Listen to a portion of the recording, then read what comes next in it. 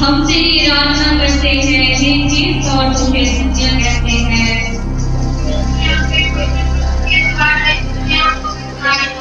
लोगों की भारी भीड़ उनके पीछे पीछे चल रही है। ये तो उनकी ओर मुड़कर कहते हैं, यरूशलेम की बेटियों, मेरे लिए मत रो, बल्कि अपने और अपने बच्चों के लिए रो।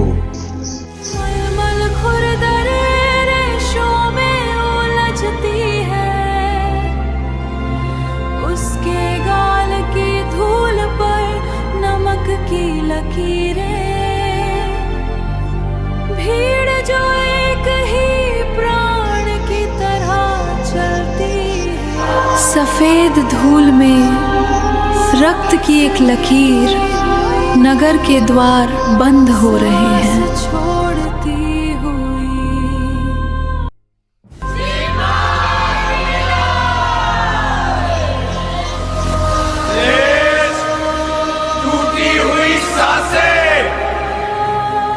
वे रुक जाते हैं, लकड़ी एक भारी धमक के साथ टिक जाती है। वे पहाड़ की ओर नहीं देखते, बल्कि माताओं के चेहरों की ओर देखते हैं। मार का घर्षण, पत्थर से टकराती देवदार की लकड़ी, एक निरंतर मर्मभेदी कंपन, नियति का विधान।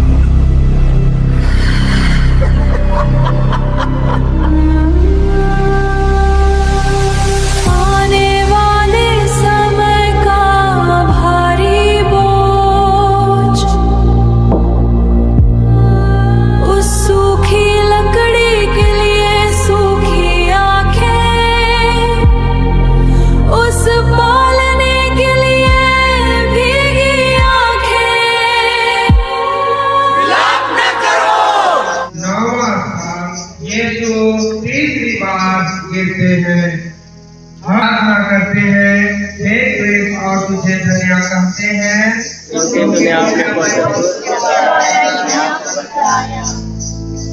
अब यीशु को आगे चलना असंभव लग रहा है। वे अपने भवन का मान्यदार भरे से समझे। यीशु अब कलवारी पहाड़ के करीब पहुंच गए।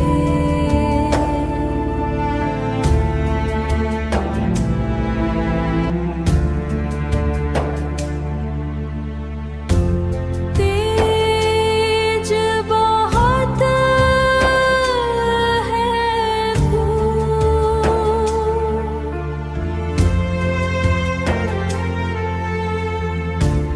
प्यासे उनके होंठ सूख गए हैं।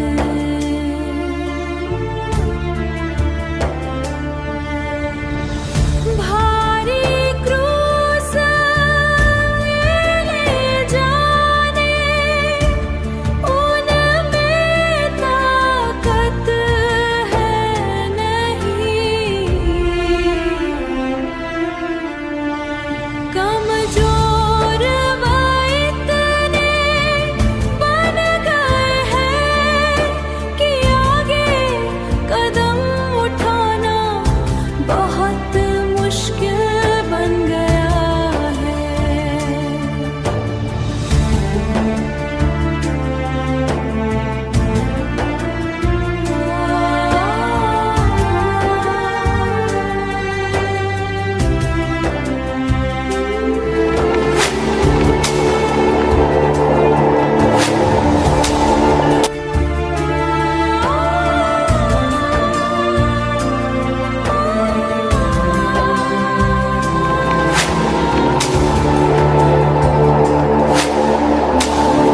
क्रूस के नीचे वे गिर जाते हैं।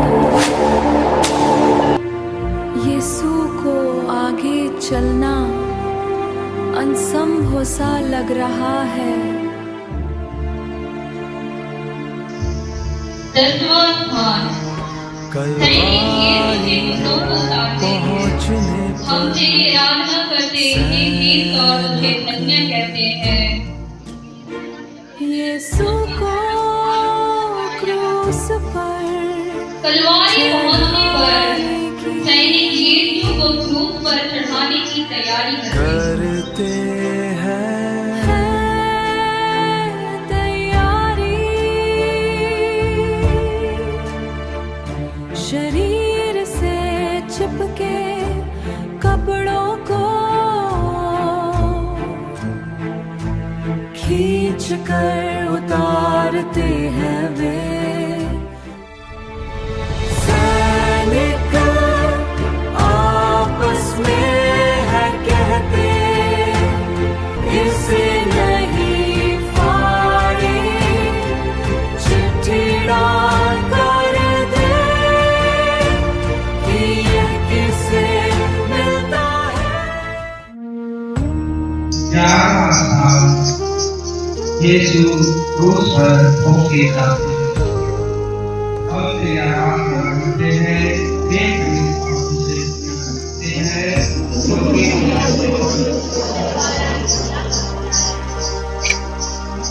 वे उस जगह पहुंचते हैं जो गोल होता है, पृथ्वी की तरफ आती है।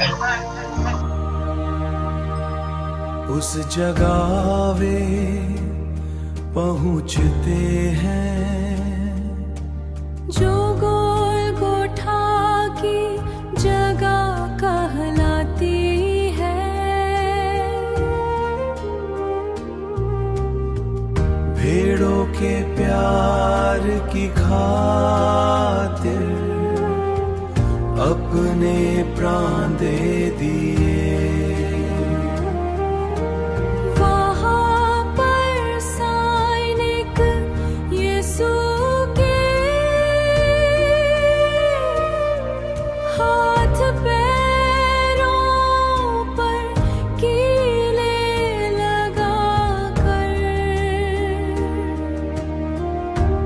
ठोक देते हैं उन्हें क्रूस पर।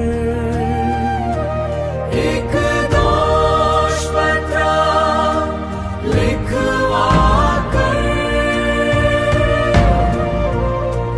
क्रूस पर लगवा देता है।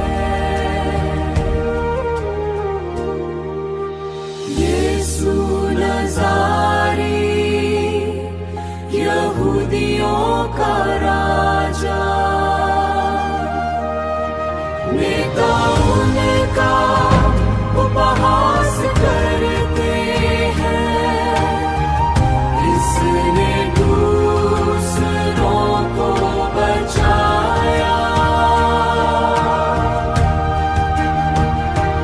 यदि ये मसीह है तो अपने को बचाए।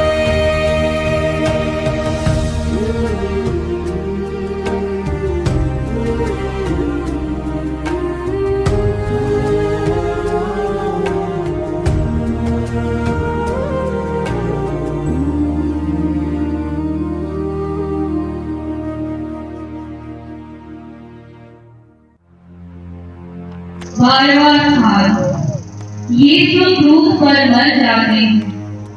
हे ख्रीस्त, हम तेरी आराधना करते और तुझे धन्य कहते हैं।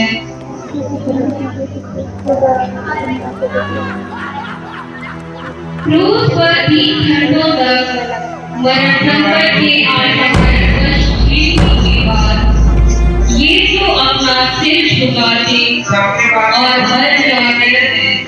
वे यीशु को क्रूस पर है चढ़ाते।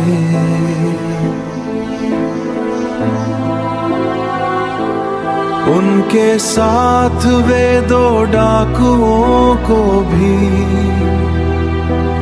क्रूस चढ़ाते हैं। क्योंकि ये नहीं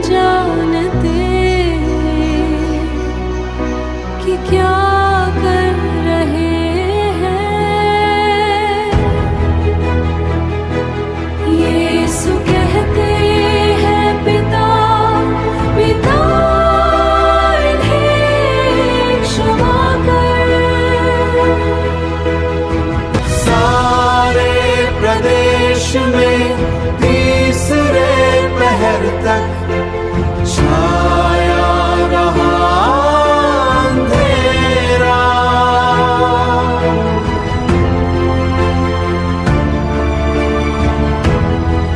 पर्दा मंदिर का दो टुकड़े हो गया। ऊंचे स्वर से यीशु पुकार कर कहते हैं, पिता मैं अपनी आत्मा को तेरे हाथों सौंपता हूँ।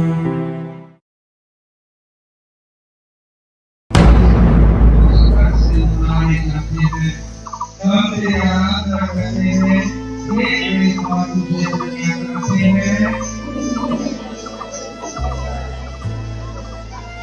यीशु के मरने के पीछे दो चेहरे यूसुफ और यीशु को क्रूस पर चढ़ाते हैं। अरिमथिया के यूसुफ और निकोदेमुस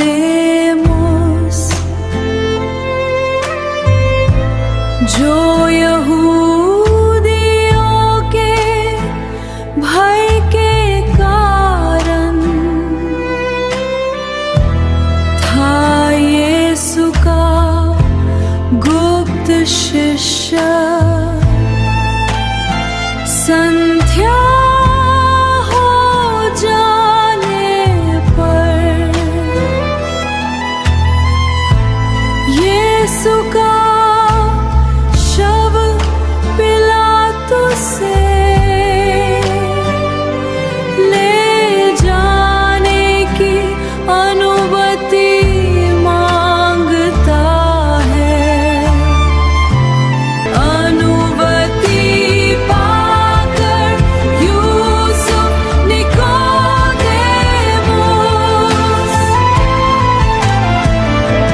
ले जाता है शव यीशु का, ले जाता है शव यीशु का। और उसे माता मरियम की गोद में रख देता है।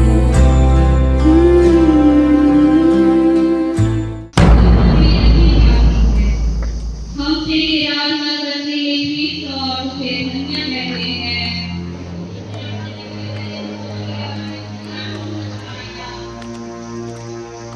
अरिमथिया के यूसुफ और निकोदेमुस मिलकर यीशु की लाश को दफन के लिए तैयार करते हैं। यहूदियों की दफन की प्रथा के अनुसार यीशु का खून हो चले जाते हैं। इस प्रकार नबी ईसाया का यह वचन पूरा हो गया। यद्यपि उन्होंने कोई किया था और उनके मुंह से छल कपट की बातें नहीं निकली थी, फिर भी समान महिमा और प्रताप में जीत थी। इस भांति मैं स्वर्ग में सदा तुझसे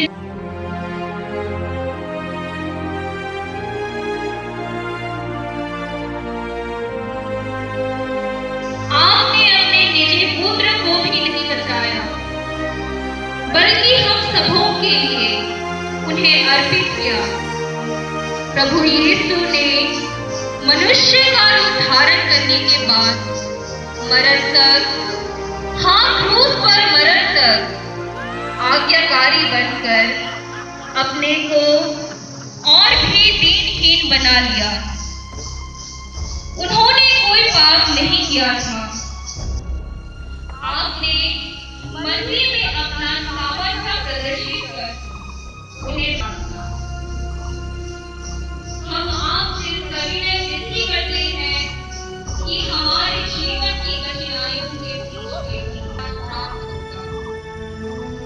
हमें ऐसा वर दीजिए कि कोई भी विपत्ति, संकट, अत्याचार, धूप, की नाव जो भी या तलवार हमें आपके प्यार से कभी वंचित ना कर। या प्रार्थना हम करते हैं हमारे प्रभु यीशु क्रिस्त के नाम। आमीन।